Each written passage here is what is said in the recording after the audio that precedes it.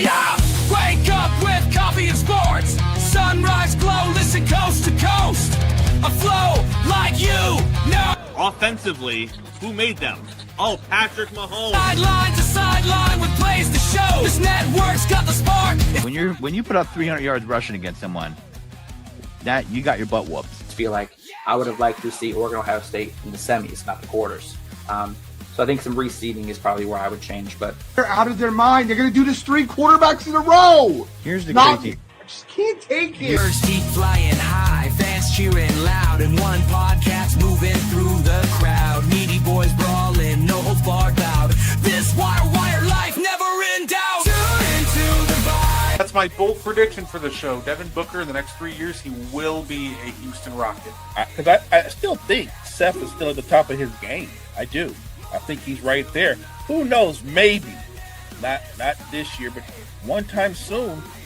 Why wouldn't we potentially see Seth and Roman? You know what I mean? Tune in the vibe.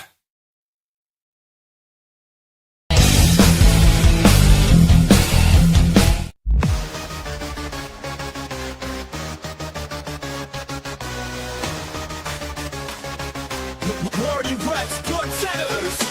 Got me on the mic, now let's spill the tea. Talking courtside dreams from history. Legends on the blacktop now and then. From Will to Steph, we hit it again. Open it chimes in, let's go deep. Young bloods rising, can't skip a beat. Ruppy prospects with fire in their eyes. Draft night suckers and hoop dream high. Wire to wire, bring the heat. Podcast magic can't be beat. Do better, we're more better. Or who cares? Trendsetters.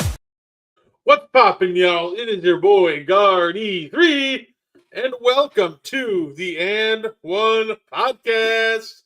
And of course, joining me just like any week, he is the greatest co-host of all time. He is Mo Better. How you doing, Mo? Doing great. Thursday night. We're getting ready to talk some hoops. I'm ready for it. Welcome, chat. Let's get into it. Absolutely. And we know how we start this out. Underrated player of the week. Pick a player that you think needs more love, past, present. Could be a full team, just one player, executive. So, Mo, who is your underrated player of the week? I was actually watching highlights of this player early today. And I come away that much more impressed by him being able to do what he did.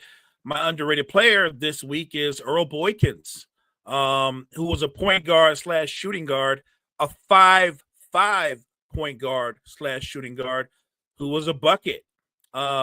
He probably peaked around 2003 to 2008. He was a perennial 6-man of the year candidate in those seasons.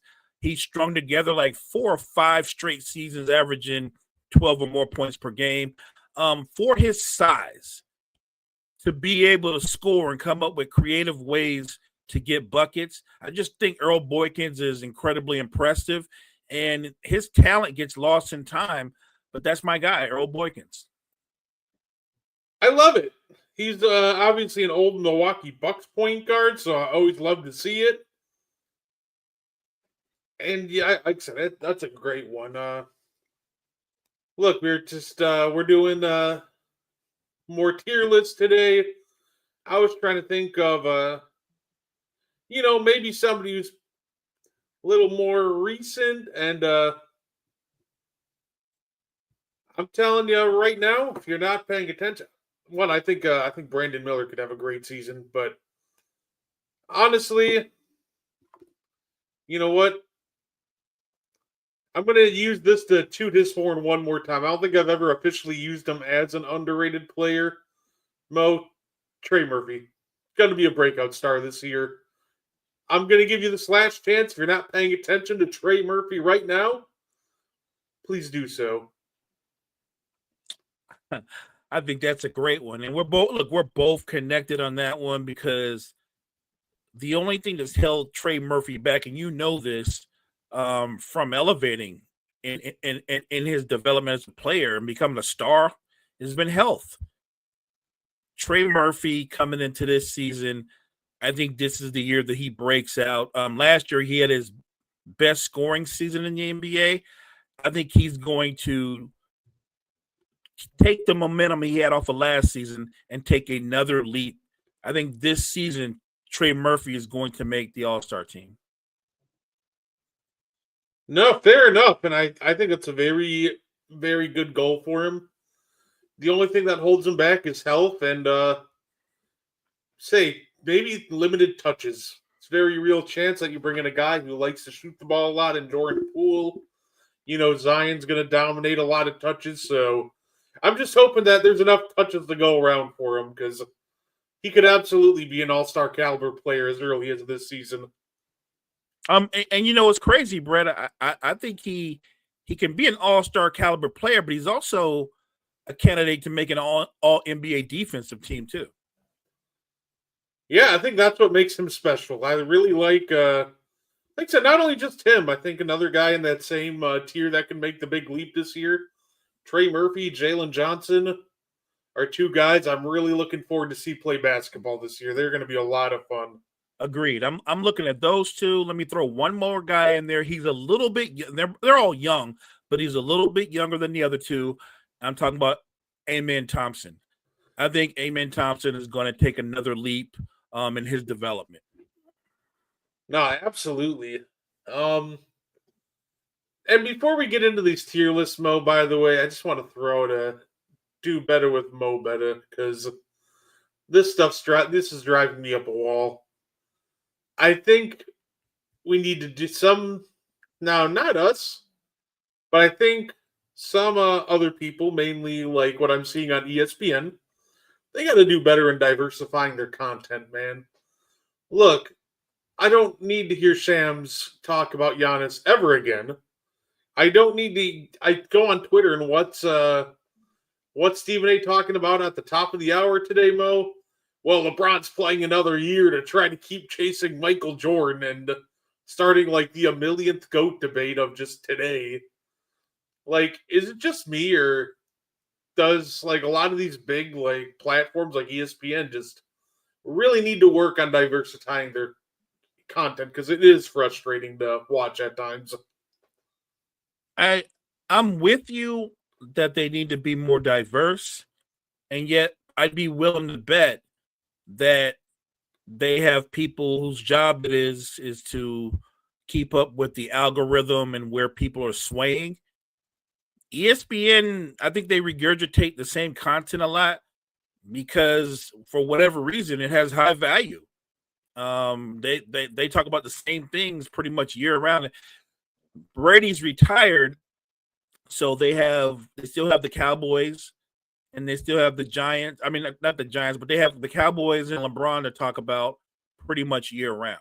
And then you can sprinkle in obviously the GOAT debate every other week. And I'm with you. They should be more diverse, but for whatever reason, a lot of people they go for that low-hanging fruit. And I get it. It's kind of fun to do every once in a while, but I'm just sitting here like, I don't know, like, I guess how many times can you really talk about like the same conversation like GOAT debate without being like, all right, guys, we got to find something else to talk about, man. You know what I'm saying? Look, I agree. And I will say this for what it's worth, on some of the other platforms, they do talk about the same topic, but their conversations, I'll say this, so they're a little bit more original because they're the people they're debating to be in that conversation, they're not even in mine, so that makes them more original. Yeah, I like a good old fashioned debate, but you know what I'm saying? Let's make it fun. Who needs to debate GOATs? Let's debate who's going to have the better year. Trey Murphy or Jalen Johnson. Like to me, those are the fun debates because those are the ones that we don't really ever get to have. I agree. I like that. I think about that a lot when it comes to guys like Cade Cunningham and Jaden Ivey. I think Cade is their best player, but I think for Detroit to take another leap, it wouldn't be necessarily a bad thing if Jaden Ivey were their leading scorer. No, I completely agree. They definitely need him. They definitely need because I think Cade already took a pretty good sized leap, and now it's Jaden Ivey's turn. Even if he could play at the level of like a fringe all star, somewhere in that caliber, and just be that second running mate that Cade Cunningham needs, that'd be huge for Detroit. For sure. But of course, we might as well quickly talk about the news. There's a couple of notable names that are missing opening night, two in particular. John Moran, out with an ankle injury, going to be missing the opening night of the NBA. And of course, LeBron James was just out 3 to 4 weeks, so he's going to be missing some time right off the bat. What do you think of the impact of just not having LeBron in those first couple weeks for your Lakers? Do you think it really changes your outlook on how the season's going to go, or? I don't think it changes. For me, it doesn't change anything because I do think that with Luka, with some of the surrounding talent around him, I think they can stay afloat until LeBron comes back. This Lakers team, in my opinion, even if they were 100% ready to go from night one, they're playoff contenders. That's not the same as being title contenders. So I think Luka is going to keep them afloat. I think Luka's going to be one of the top 3 in that MVP conversation. So I think he'll play like an MVP, and he'll find ways to beat the teams they should beat and maybe surprise a few teams they shouldn't beat. No, fair enough. Obviously, I think the bigger concern is I don't think it's meant to be out as long. So John Morant missing some time right in the beginning is concerning for the Grizzlies, but it shouldn't be too big of a deal as long as he doesn't miss too much time, because we know how important he is right now to that Grizzlies team, especially after getting rid of Desmond Bane.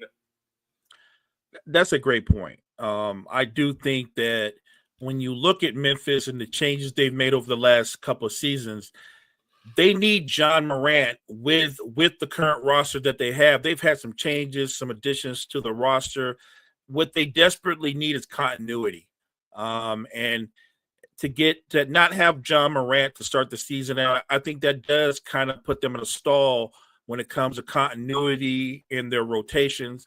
So I think the Grizzlies will get off to an uneven start, but hopefully Morant is ready to go when he clears the medical staff's examination. And the Grizzlies, I think the Grizzlies are going to be an interesting team. But I don't think I'm alone in this, Brett, when I say I don't see how they make a case to be a title contender by moving Desmond Bane, unless you get an upgrade from Desmond Bane, which they didn't do. So I don't think moving him makes them better. He wasn't what was holding them back. I think the Grizzlies, they're a beat away from a rebuild. I think they're closer to a rebuild than they are a deep title run. Hey, fair enough. And more interesting news from today, of course. Jason Tatum has made it. Has said that he would like to try to come back this year. So, I guess what do you think it actually happens? Do you think we'll see Tatum this year, possibly towards the end?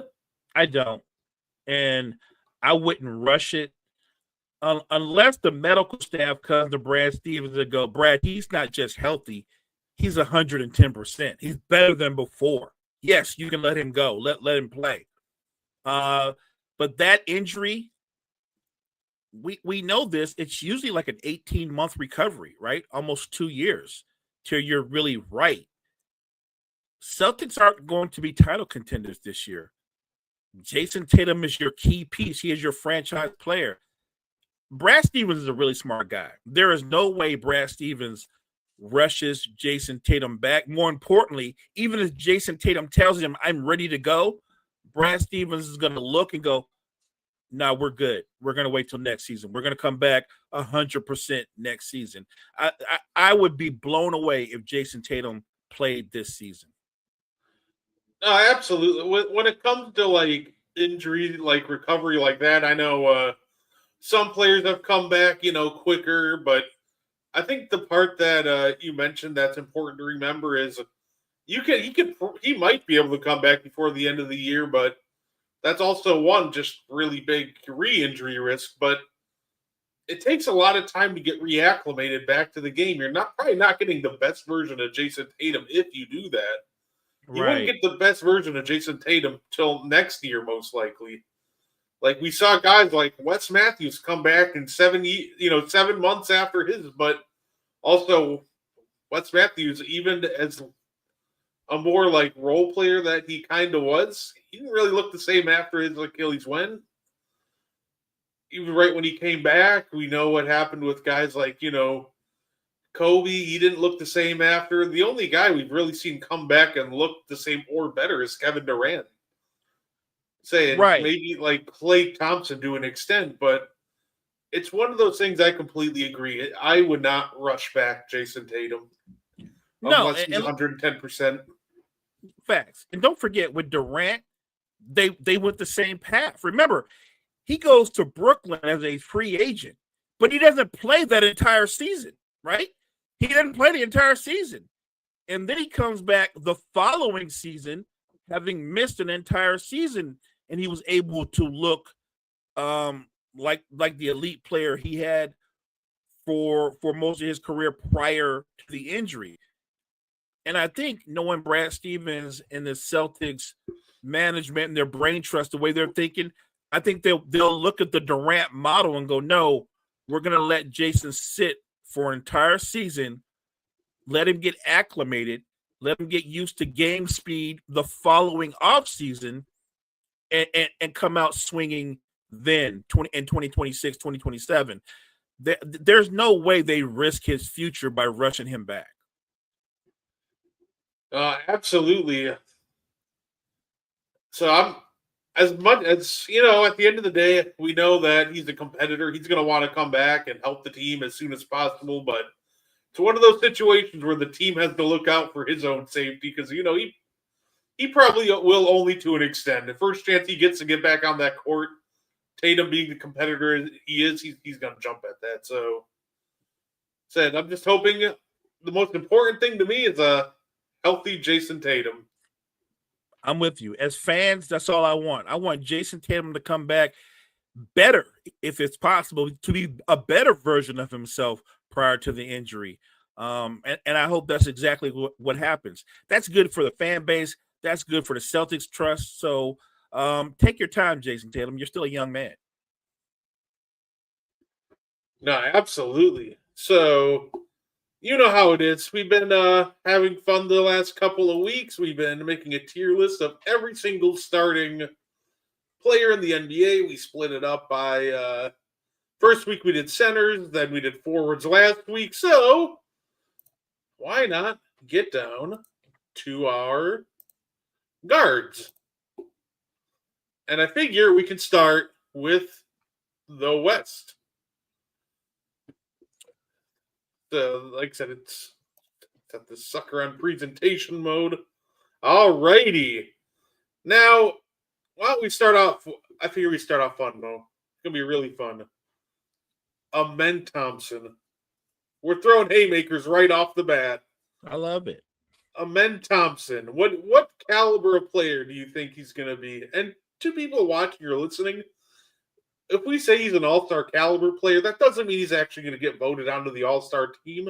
Right. That means his stats and impact is going to be equivalent to somebody who's on the all-star team. He's going to put up that level of impact. So I don't want y'all to think that we're putting like 27 people in the all-star game.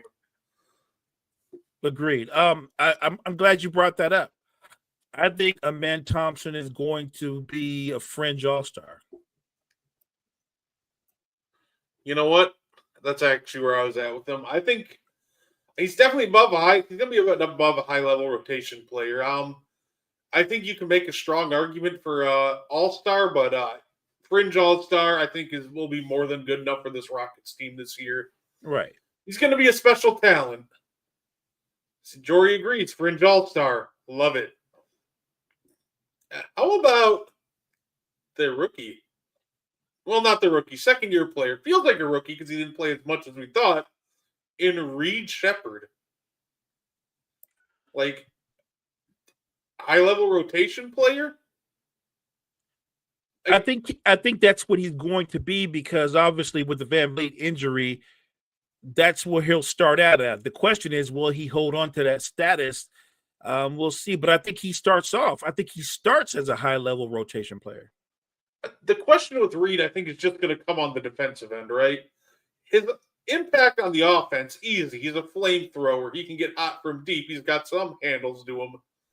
Like, his value is in the offensive end. So I think as long as on the defensive end he isn't just a complete turnstile, then yeah, he'll be perfectly fine. So he'll be a perfectly fine high-level rotation player. I think if the defense gets questionable, that's when he maybe falls rotation player, but there's a reason he went 3. I think he'll start out as a high-level rotation player this year. This guy, by the way, is also a lot of fun. Bradley Beal. Huh. Like, So- like high-level rotation player? Is he just going to be at the caliber of a rotation? Like, I think last year he's about a high-level rotation player. I think right, and it's funny, right? Because we're talking about a former All-Star, but I think that's the Clippers are looking for a Bradley Beal that's going to give them a consistent 16 to 18 points per game, maybe 5 assists or so. So I think that's a very good spot for him. I don't think he's a fringe All-Star. I think Bradley Beal's days of making All-Star teams are over, but he still has value if he can be a high-level rotation player. Absolutely. I thought he was a high-level rotation player last year in Phoenix. The problem with him was more so he wasn't getting paid like a high-level rotation player. He's getting paid superstar money. But I think this year you're going to see it. It's ironic because it's going to be the same Bradley Beal. But since he's making 5 or 10 million instead of 50, people are going to be acting like, oh, look at him now. He's just such a different player. Like, he was the same player. Like, the money's just different, and that changes the conversation with him. Right. Suddenly it becomes the Clippers got to steal. The Clippers need guys won't be medical staff regulars. They're in trouble, Kyle, because when you get that many guys 35 and over, almost everybody's a medical staff regular. Arguably the healthiest guy in their backcourt might be Chris Paul this year, which is kind of funny to think about. That's kind of scary if that's going to be the healthiest guy. Because he played all 82 games last year. That's crazy to think about. How about the other Clippers backcourt guy, James Harden? I think the conversation with him starts at All-Star, but he also might put together a fringe All NBA season. I'm gonna go with All-Star. He might exceed our expectations, but I think James Harden, you're looking at somebody that's probably going to give you between 20 points per game and around 8 or 9 assists. I think he's going to be an All-Star. All right. Yeah, I don't mind that. Like I said, I think his ceiling is going to be fringe all NBA, but also he is getting older. The risk of regression is really real, and there's always questions on the defensive end guarding in space with him. So, no, that's fair enough. How about Christian Braun? I think he's a high-level rotation player for sure. I think he showed that. I think he showed that last year. He stepped in for KCP, and they thought that would be an issue. The issue wasn't Christian Braun. The issue was they didn't replace Christian Braun coming off the bench. That was the problem. But Christian Braun was actually better than KCP for them. No, fair enough. I don't mind that at all because I don't mind all these guys ranked between high-level rotation players and all-stars. We started off with playoff teams, so I think this makes all the sense in the world that they are collecting this caliber of talent. But Jamal Murray, I think his career, I guess his lot in life as an NBA player, at least in the regular season, he's always a fringe all-star. No, absolutely. And then there's a 50-50 chance he turns into all of a sudden turns into a fringe all NBA player in the playoffs. Exactly. That's who he is. That's who he's been. Yeah, I agree. Say we're filling up these spots rather nicely, and I love it. But of course, that being said, I feel like this is where we start filling out some of these bottom slots. Isaiah Collier of the Utah Jazz, a young guy. He has some potential, I think, to be a quality starting guard in the league at some point. But I don't think that's this year. I think he's a fringe rotation player. Yeah, and you know what? I really don't think Bryce Sensabaugh, the other guy they have slated to start according to ESPN, is that far behind him. No, I'm with you. Like I said, I think they could end up being like quality. I would actually want to say starting quality backup guards down the road and have a nice career. But this year, I don't think it's the year for them. Say, and you were just mentioning this player, Contavious Caldwell-Pope. Had a really bad first half of the season, picked it up in the second half of the season last year, and then stunk again in the playoffs.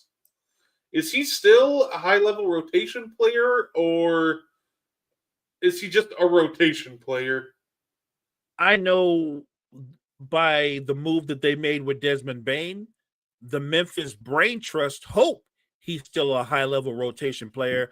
But I'm going to have to judge him off of what he's looked like the better part of last season.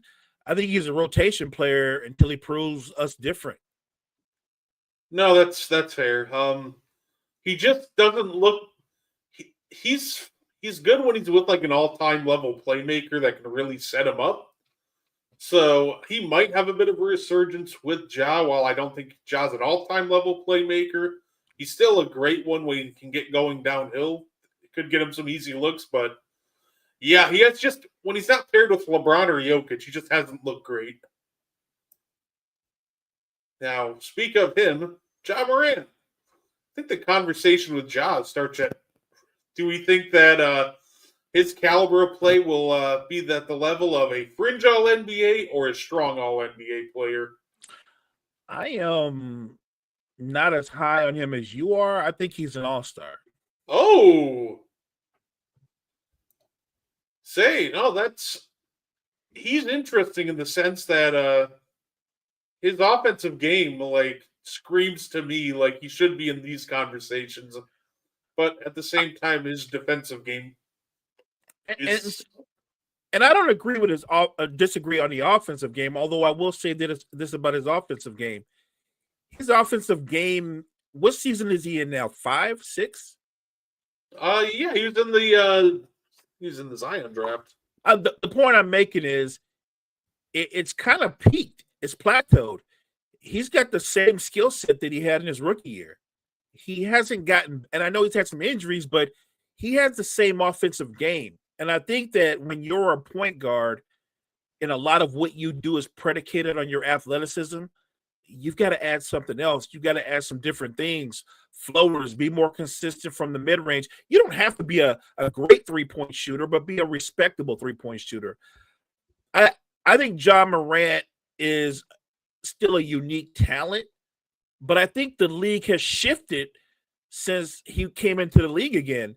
And now suddenly I'm not saying he's not terrific or still entertaining, but I think that because the league has shifted, I don't think he's as special a player as he was earlier in his career. I think he's still really, really good. I don't think he can be your best player and you be a title contender. Hey, you know what? Fair enough. Say it. Like I said, he's so hard. He's just such a tough grade. Another guy who can be a tough grade. How about Devin Booker? I feel like he's at least fringe All NBA. But you could make. No, go ahead. But I think there's a very easy argument to make that he's also just a strong All NBA caliber player. So, do I think he's an All NBA caliber player? I do. I also think the Suns are going to be really, really bad. And if he's on a really, really bad team like he was last year, I don't think he made All NBA last year, right? And if he didn't make it last year, I don't think he'll make it this year. I think he's probably a fringe All NBA player because he's going to be saddled with being the best player on a really bad team. No, hey, unfortunately I think that will hold them back. I think the talent screams just a straight up All NBA player. Hey, if you were right about your prediction, I'd lock him in as an All NBA player. Because what happened was the Suns played whack-a-mole, and KD got a cool deal. KD was the one that got to go to Houston. Because had it been Book, I guarantee you Book would have been a lock for All NBA. Yeah, no, I think the caliber of talent is All NBA for Book. Yeah, the team though, going to be less than ideal. Say, how about Jalen Green? High level rotation player? So the funny thing is, you just got through talking about Book. One of the reasons why he won't make All NBA is that guy, his teammate. He's not going to help him. All jokes aside, Jalen Green is a young, talented player. I think that he's a high-level rotation player. A lot of people think of him as a number one, but I think there's some guys that come into the league who have the ability to score, and we overrank them. And sometimes you can autocorrect and realize because he's so streaky, he's closer to being more like a Lou Williams or Jamal Crawford than he is to being a Devin Booker, if that makes any sense.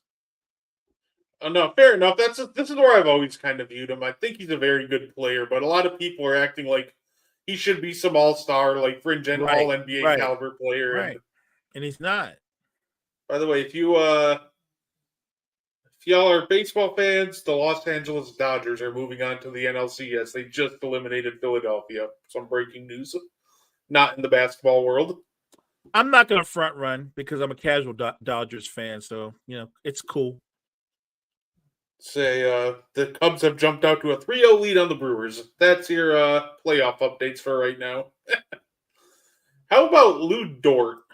This is just a walk-in high-level rotation player. It feels absolutely a walk. I love the way you phrase it. A walking high-level rotation player. Lou Dort probably will never make an all-star team, but it is not because he does not star in his role. He's a winning basketball player. He's the kind of guy that if you have a superstar, he helps your superstar win titles. Absolutely. And speaking of superstar, Shea, probably put him right down here with the Jazz guys. Yeah. Yeah, Shea's right up there. Yeah, you got him in the right spot. You got him in the right. There's a couple of guys that might join him. Let's see it. And I got Ant. I like that All NBA. That's a lock. See, here's my thing. I feel like these two are next to each. I feel like the skill set are like. So I get it. Talent wise, I think Book's All NBA. I'm just saying the way that the season will play out. He's still a great player, and he's going to make the All-Star team. I don't think he's going to make the All NBA team because the Suns. What are the Suns going to win? 35 games, 40 games, maybe. Matter of fact, I think 40 games is high for the Suns. So somewhere in the 30s. Oh, fair enough. Mo, this next one's going to pain me, by the way. Mike Conley. We all love him to death, but rotation player. Yeah, there was a time years ago he was fringe all-star. Then I would have said high level for years, but he's seriously in decline. And not to blame, I'm not placing no blame on Mike Conley, but one of the reasons why I don't think the Memphis Grizzlies are title contenders is they don't have enough talent on the perimeter, especially at the point guard position, to complement Ant and take Ant off the ball. Yeah, and that was one of the hopes for Mike Conley, but this is just one of those situations, Mo, where he's just flat out too old. I love Mike, but he's just past his prime at this point. It's not something you can expect him to do.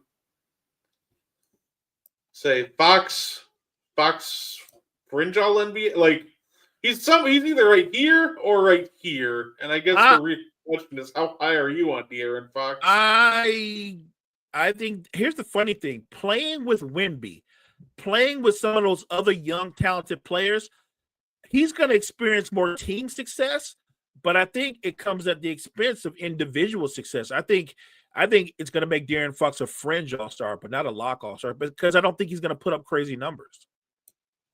Okay. All right. How about last year's rookie of the year, Stephon Castle? I think he's a high-level rotation player. Oh, fair enough. I like here we go. Somebody that we're both high on, Trey Murphy. I'm gonna put him. I said he's gonna make the All-Star team this year, so I'm gonna be consistent. If I'm wrong, I'm wrong. And the only way I'm going to be wrong, and anybody in the chat knows this, is Trey Murphy gets injured again. Because if Trey Murphy's healthy, I'm sorry, guys. If he's healthy, he can make a case that he's the Pelicans' best player. No, absolutely. Jordan Poole, I feel like he's just here, right? Yeah, I think I don't know if they're going to start him, but if they start him, that's on them. But I feel like he's had his most success as a sixth man. I think we learned by the Wizards experiment, he's not a starting point guard or two guard. He's much better in a six-man role. You know what the problem with that is, though? They just drafted another guy whose best role is going to be the six-man role. So, and that's the hard part. Because, I think I agree with that with Jordan Poole. The kicker, though, I think Jeremiah Fears is also just best suited in a six-man role. Fears is nice. And I think one of those two will have to start. So I think they'll roll out with the more experienced Poole. How about D'Lo? In Poole's mind, he's the GOAT. I agree. Nobody's telling him otherwise. 100%. It would not surprise me, Kyle, if Jordan Poole had more shots per game than Trey Murphy. Oh, yeah. That's going to be a fun team to watch. It'll be interesting. How about D'Lo?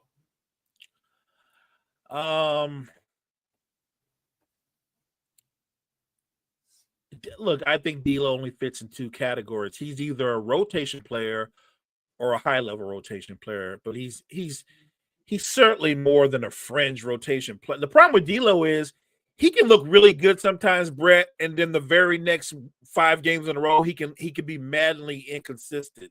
So I'm going to say high-level rotation player. And I think that, honestly, at this point, I think that's true for his new backcourt running mate in Klay Thompson. I think the day of Klay Thompson being having a fringe all-star level impact are over. I agree. I think Klay's in a different stage in his career.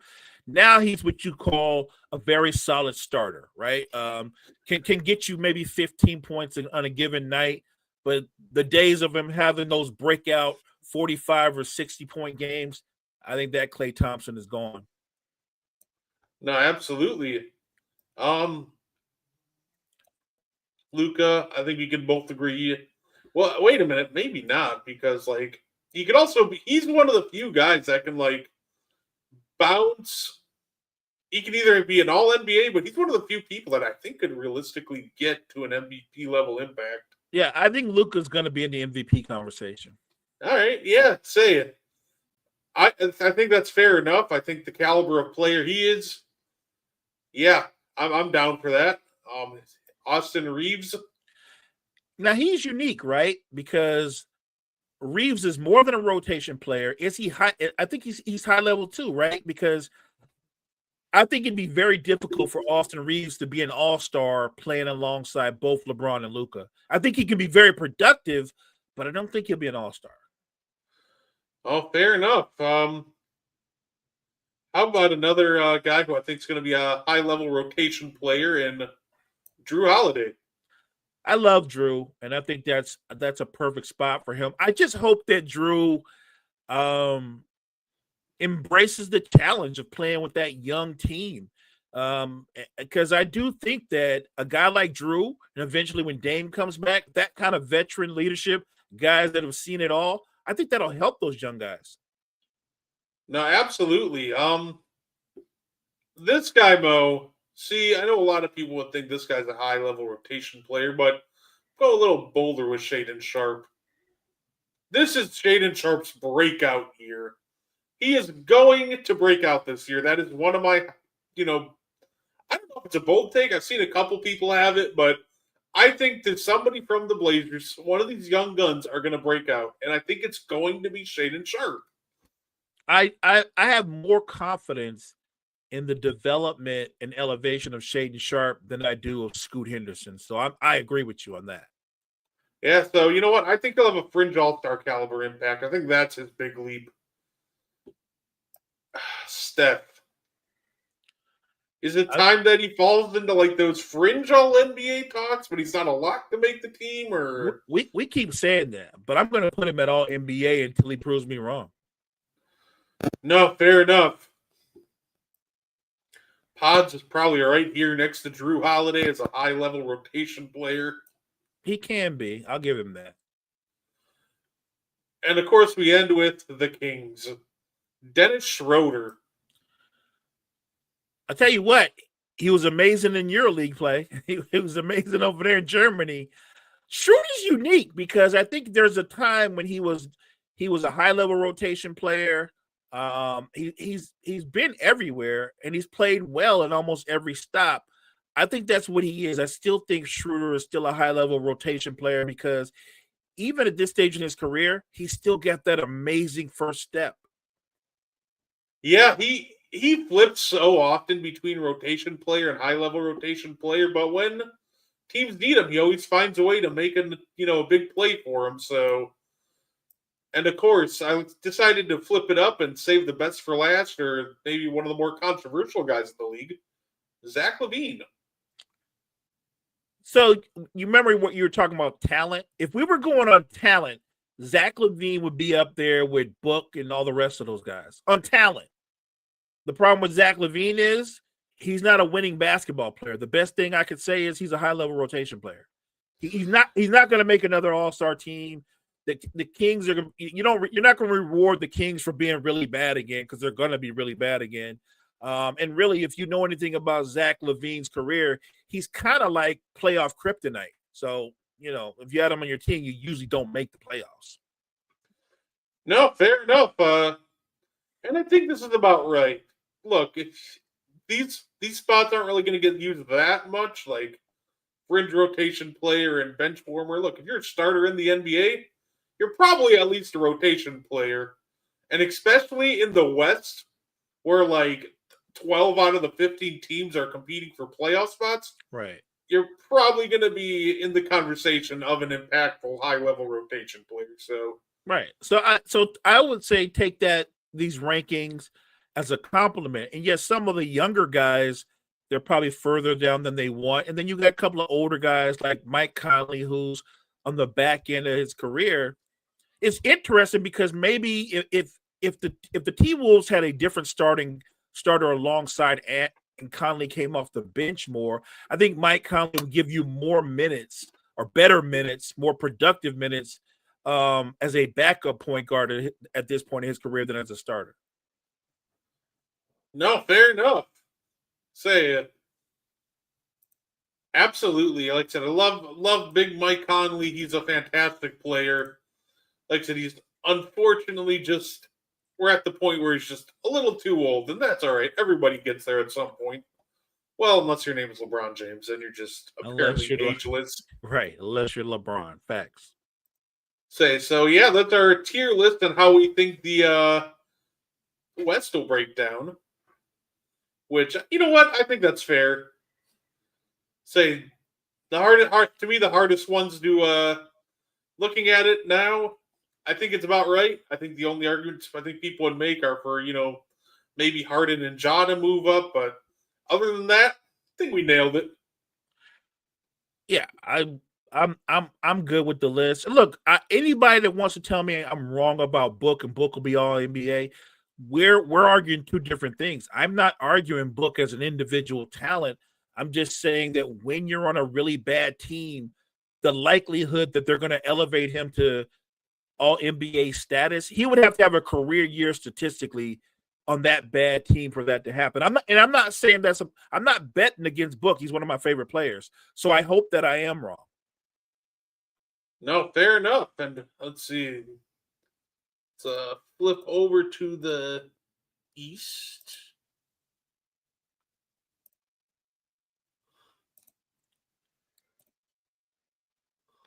There we go. Alrighty. So, like I said, same thing as before. Had a little fun tier ranking how we think the West will play out. Once again, we're going to do the same thing in terms of the East, in terms of impact, stats. We'll try to take it all into consideration. And, why not start out big with New York's very own Jalen Brunson? Like, All NBA. yeah, that's where I was at. Now, I thought Jalen Brunson was like maybe one of the easier guys to rank on this list.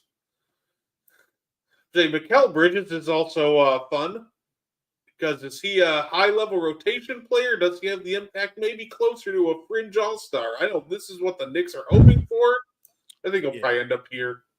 Yeah, I'm going to go with what he's been, but I certainly know that the Knicks and Mike Brown are hoping that he takes a leap this season and gets back to closer to looking to what he was when he was with the Suns. Yeah, no, absolutely. How about somebody we were just talking about, Jay Nivey? Do you think this is the year that he maybe jumps into the fringe all-star conversations, or you think he's still chilling here at high-level rotation player? Yeah, I'm going to start him there. I think he will be impactful. But we almost forget that he's still a young, developing player. Hopefully, he does take that leap. I know this: if the Pistons have a season at or around what they did last year, it definitely will increase his chances of making the All-Star team. Well, fair enough. I think could very well have fringe all-star level impact and production, but it's going to be tough. So for now, I don't mind keeping him there. How about Cade? I think the conversation with Cade, is he going to have the impact and numbers of a fringe All-NBA player or a strong All-NBA player? It's going to be a tough call, but here's the thing: there is an opportunity, right? Because Halliburton's out, that'll help. Tatum's out, that'll help. This is all on Cade. They have to build off everything they did last year, and it starts with him, Ivy, and Jalen Duren. So I'm going to say Cade does make an All-NBA team. Right. Yeah, you know what? I'll take it. Strong All-NBA's year for Cade Cunningham. Here we go. Young player from the Brooklyn Nets, Igor Devin. It's probably a fringe level rotation player. That's where I'm going. Very, very much a pass first kind of guard. Question how good his defensive acumen is going to be, but this guy I think is a little more interesting to try to figure out. Cam Thomas, high level rotation player. I know his offense at least puts him here. Yeah, well, he's going to be there at least because he's definitely going to be a high volume shooter. And it wouldn't shock me if Cam Thomas is one of the 10 highest scorers in the NBA if he can avoid injury. The only question is his numbers going to give him a shot at making an all-star berth? If I was a betting man, I'd probably say no. So we want to keep him here. Do you think that No, I keep him there. I keep him there. All right. His numbers are going to be empty calorie numbers. So, how about Bub Carrington of the Washington Wizards? Do you think he's going to be fringe, or do you think he's just going to be a solid rotation player? I think he's a solid rotation player. And joining him, maybe CJ McCollum. CJ McCollum just might have the same problem of Mike Conley, where I think McCollum's great, but him being in Washington and just being maybe too old, I'm not sure if we're getting the best. I don't think we're getting the best version of CJ this year. So maybe the better comparison is the same way we rank Chris Middleton, where in a better situation, I think he's a high-level rotation player. But in Washington, I think he's probably just a rotation player. I'm not sure how locked in he's going to be this year. I don't disagree with that. I think if CJ McCollum played for your Bucks or played for the Cavs or someone like that, I think he would be. You would get better. You get more out of him. He's in a train wreck right now, and when you're a 34, 35-year-old veteran in a train wreck, I just don't see the path forward. So I don't see how he's going to get better than rotation player. Now, fair enough. This next two are going to be a lot of fun, by the way. Donovan Mitchell. Last year, I thought he was a strong All-NBA, had a strong All-NBA season. This year, I'm not sure why that would change. It wouldn't. He's going to be an All-NBA. And how about his running mate, Darius Garland? I think Garland. No, go ahead. But that's, think he's like an all-star caliber player, or do you think he starts sneaking into some all-NBA talks? No, because I think he's an all-star. I think he's an all-star. I don't think he's not. I think he's peaked at what he can bring you. Garland can give you 19 to 20 a game, around 6 or 7 assists. But he's more of a complimentary star than really a guy you lean on. So I think he's a guy that leans on others. No, fair enough. He's got some great I do like his offensive game. It seems like every year, unfortunately with Garland, he just keeps getting hurt at the worst possible time. So I hope this is the year where he's healthy, in the second half of the year, mainly when the playoffs start getting underway. So do I. And look, I'm actually a huge Darius Garland fan. So if he proves me wrong and he makes a leap to becoming a fringe All-NBA player, that's fantastic. But I watched some of the, I've watched catching up on some of the Cavs, preseason stuff. I think the scariest thing I saw from them was Evan Mobley stepping into threes. I'm like, oh no. If he's pulling up and stepping into threes and nailing them, that is tough. I haven't seen any of their preseason games yet. Let me ask you, is Lonzo playing yet, or are they bringing him along slow? He's playing. They're bringing him along slowly. I think they believe they said that he's not going to be playing in any back-to-backs and no more than like 20 or 25 minutes. So they're pretty much just going to limit him all season so he's healthy for the playoffs. I'm okay with that because I think that those 20 to 25 minutes, he's going to give you good stuff. High-level defense, super high basketball IQ, another playmaker, and he can shoot a three well. Yeah, the one friend group I'm in, oh man, he had a really funny soundbite on DeAndre Hunter because DeAndre Hunter didn't have the greatest defensive game, and the one dude just goes, man, we might need to change DeAndre Hunter's name DeAndre Gatherer because he is just not he is getting hunted. Gatherer. So he's like, man, if he was hunting, his oblivious butt would just starve. I'm like, oh man. So yeah, it's gonna be a lot of fun. I thought that was just a funny little soundbite that he had. Like that's a great line. I like that. That's a great line. How about Josh Giddey? Giddey's unique, but I think he starts at high level rotation player. Like, here's the thing: if Giddey can help lead the Bulls to the playoffs or even in the play-in, because I think he's going to have really good numbers, right? He's a stat stuffer. He might be a fringe all-star, but I think you have to start him out at high rotation player. Fair, and I think we're gonna start filling up this. It's kind of funny how this is playing out so far. We have a lot of guys, either all NBA or high level rotation player, and just Darius Garland. How about Colby White?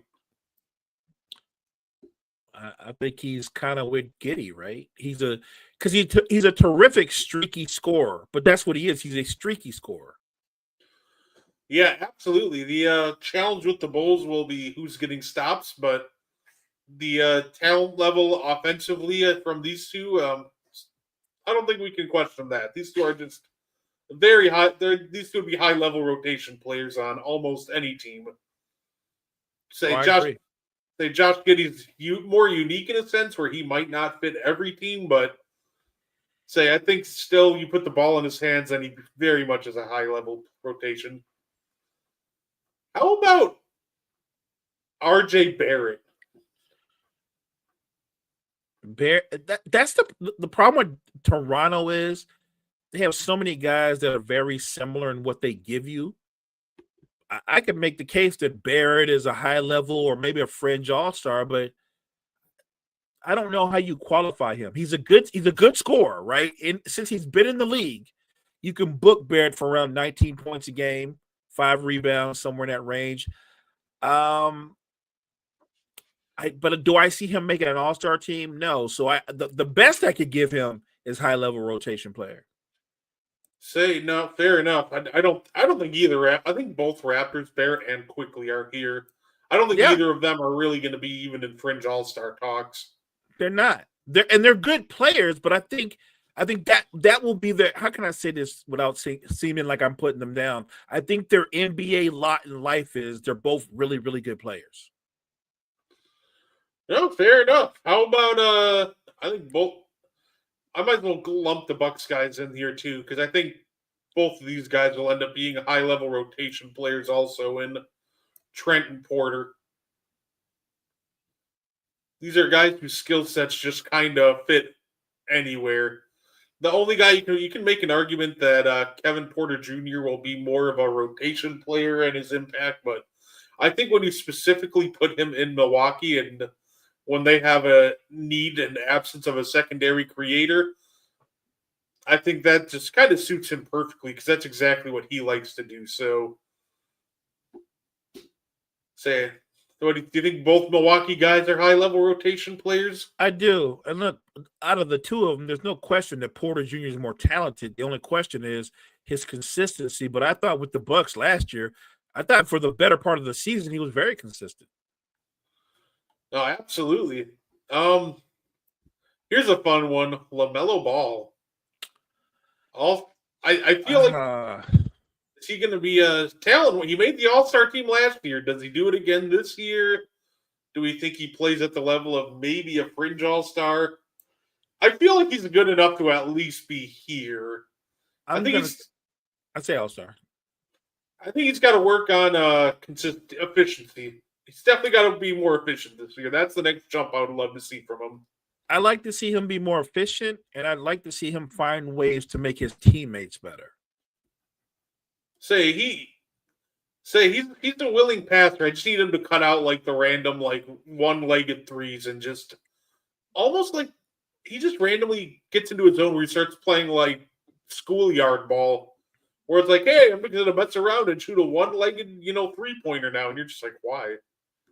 My thing with him is, though, I think he's like a full 6'7", right? He's long. Yeah. But he plays defense like he's 6 feet. He doesn't he might as well be that. He gives you for all his length, you would think he would be at least a capable defender. He's a horrible defender. No, fair enough. There you go. He's an Instagram all-star. Not wrong. But how about Brandon Miller? I think Brandon Miller has a real chance to sneak into some all-star talks, but I would totally understand if you'd still want to go with he's still a high-level rotation player this year. You know what it is? I think you're right, but I'm also judging them on where your team is at in your conference. And what are you going to do? Like if they were going to make the playoffs, he'd probably make the All-Star team with LaMelo. But if they're going to be a team that doesn't make the postseason, I think you're right. I think he's stuck in high-level rotation player, even though he's probably going to be their second leading scorer. And that's almost why, like right here, almost feels fine with that. Wouldn't that be on ball to make Miller an all-star player? No, I said that. I don't think. I think to this point he hasn't made his teammates better. I agree. Look, when your point guard takes 22 shots a game, you're a willing passer by default because you've always got the ball in your hand, but you're still taking 22 shots. Yeah, it's something that I think he's got to work on. Less shooting, more distributing. It's weird, right? Because he's such a talented passer too. Say, how about Benedict Matherin? Probably right here in the high level rotation players. I think that's where he starts, but it wouldn't shock me if Ben is like a fringe all-star. Remember, Hallie's gone. I think Ben's going to take 16, 17 shots a game. I think so. He's definitely going to put up numbers, but yeah, I would start him there. But it wouldn't shock me if he was ended up being a fringe all-star. Yeah, I think what the Pacers are going to end up doing is it's going to end up being Pascal Siakam will be in like all NBA talks at the end of the year, and they'll just have like 14 high level rotation players that a new one will step up every night. So it's big Pascal Siakam year incoming. Don't even worry about it. Next week. It'll be a lot of fun. We're going to predict all NBA teams and bold predictions and all of that right before the season kicks off. Here we go. So you just mentioned Halliburton's out. What do you think about his replacement, Neesmith? I love Neesmith. And so I don't want to go as far to say fringe all-star, so I'll put him in the high-level rotation, but I guarantee you all his numbers across the board are going to go up. I think he's going to have a 16 points per game, 7 assists. Like, I think Neesmith is a very, very good basketball player. He can't replicate what Halliburton does, but it's because he's what he is. I don't think the Pacers are going to just go to oblivion this season. Like, they're going to be in contention for the postseason. By the way, I did mix up Neesmith and Nembhard. That's Nembhard. But I think the same thing applies for Nembhard. It does. They're a very complimentary backcourt in terms of their skill set. But yeah, I think Nembhard's going to have a really big year. In terms of numbers wise, I think if you told me he's going to average between 15 and 16 a game, I don't think that's a stretch. No, fair enough. I think he's going to have a great year. I'm looking forward to seeing what the Pacers do. It might be a rough year for them, but Indiana just seems to always find a way to get it done, no matter who's playing for them. Don't sleep on Rick Carlisle. Yeah. Yeah. How about Davion Mitchell? I think he's probably in rotation player. He's the a good problem rotation with player. The Davion Mitchell's issue is his jump shot. Just it comes and it goes. His running mate has almost the opposite issue, where his jump shot is money, but sometimes the defensive acumen can be questioned in Norman Powell. So, what do you think? Yeah, probably just a high-level rotation player. Yeah, look, I think Norman Powell will be in the hunt for the 6th man of the year, like usual. He'll probably give you around 18, 19 points a game, shoot a high percentage. Hopefully he can stay healthy, but, I don't think he's on the verge of making an all-star team. I think he'll just have a typical Norman Powell season. No, absolutely. Interesting one, by the way, because he doesn't maybe put up the numbers of an all-star, but he tends to put up the impact of a fringe all-star. Derek White. Derek White's really unique. I'm going to say that I think the Celtics are better than advertised, even without Tatum. I don't think they're a title contender, but I think Brown, White, I think they both have big seasons. I think Derek White ends up being a fringe all-star. No, fair enough. And I think that's valid. He always seems to have the impact of one. He's a guy that'll probably never make an all-star team, but he always seems to, every time the all-star game rolls around, there's some conversation. Should Derek White have made it? Just an extremely impressive player. I love watching him. Anthony Simons, he's interesting because he flips between high-level rotation player and rotation player, like, game by game. If his shot's falling, yeah, he's here.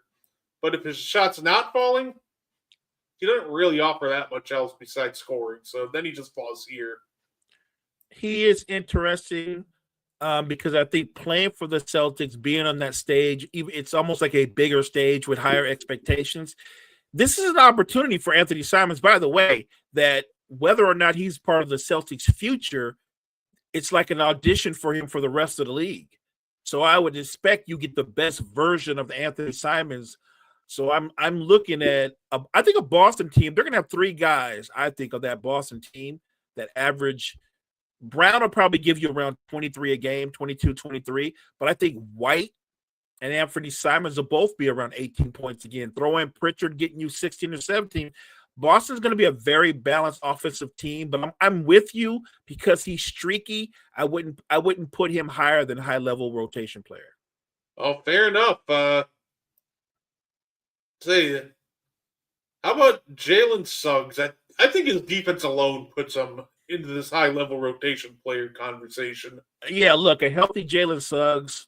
I'm a biased Laker fan. I want Jalen Suggs on my team because of what he can give us. I'm hoping Marcus Smart can give us that, but we'll see. But yeah, I'm with you. Just on his defense alone, he's a high level rotation player. Say, here's a fun one. Desmond Bane. I think he's going to be at least a fringe all-star, but I think he could have an all-star level impact. I think he's going to be that good of a fit for him. I think that's a great way to put it. I think he has an all-star level impact, but he might not make it. I think he'll be a fringe all-star because it's going to be difficult. If Franz and Paolo have the kind of years I expect them to have, they're both going to make the all-star team. And I think Orlando's going to be terrific.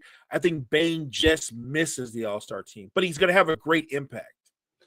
And I think that actually works out kind of perfectly because, ironically, probably put Paulo here, Franz here, Bane here, and if you have 3 guys that are at least a fringe all-star caliber player or above, yeah, you're in a good shape.